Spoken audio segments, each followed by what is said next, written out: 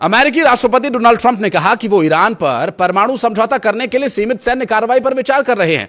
हालांकि विशेषज्ञों का अनुमान यह है कि ईरान पर अमेरिका की ऐसी कार्रवाई का उल्टा ही असर हो सकता है। इससे मध्य पूर्व में नई अस्थिरता पैदा हो सकती है, जिसकी चपेट में कई देश आ सकते हैं। अमेरिका ने ईरान पर दबाव बनाने के लिए पहले ही बड़े पैमाने पर सैन्य तैनाती की है। इनमें 2 एयरक्राफ्ट कैरियर, लड़ाकू विमान, एरियल रिफ्यूलिंग प्लेन्स और रिकॉनेंस एयरक्राफ्ट शामिल हैं। इस तैनाती से ट्रंप को ईरान के खिलाफ लिमिटेड या लंबे ऑपरेशंस शुरू करने का ऑप्शन मिल गया। ईरान पर करीबी नजर रखने वाले विशेषज्ञों का कहना यह है कि बातचीत के बीच देश पर बमबारी से परमाणु डील पटरी से उतर सकती है। इससे बदले की कार्रवाई का एक खतरनाक सिलसिला भी शुरू हो सकता है।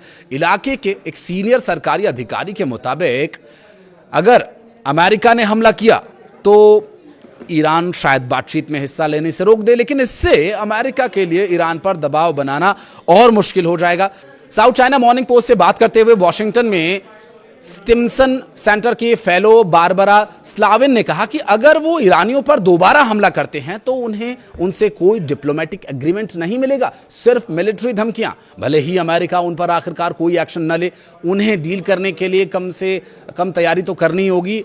और इसके अलावा ट्रंप ने 10 से 15 दिन की जो डेडलाइन दी है, साफ नहीं है कि एयर स्ट्राइक का नया राउंड असल में क्या हासिल करेगा। अमेरिका और इजराइल ने जून 2025 में ईरान के परमाणु सुविधाओं और एयर डिफेंस पर बड़े पैमाने पर बमबारी की थी और उस वक्त ट्रंप ने कहा था कि ईरान की जरूरी न्यूक्लियर एनरिचमेंट फैसिलिटी को पूरी तरह से तबाह बर्बाद कर दिया गया। और तब ऐसी उम्मीद जताई जा रही थी कि ईरान को दोबारा अपने परमाणु कार्यक्रम को पटरी पर लाने में कम से कम 5 साल का वक्त लगेगा। लेकिन चंद महीने के अंदर ईरान ने फिर से दिखा दिया कि वो इस बमबारी से पूरी तरह से उबर चुका है।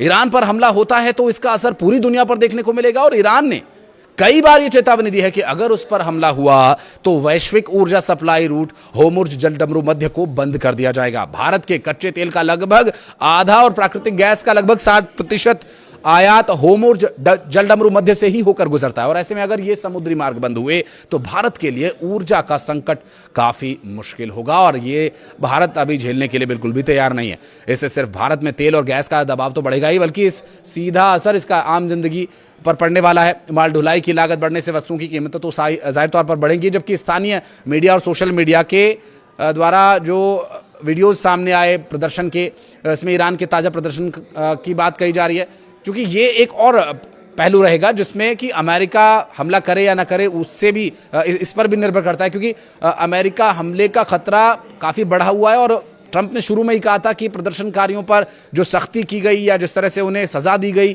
प्रदर्शनकारियों को फ्री हैंड नहीं दिया गया, ये भी उसमें कारण रह सकता है।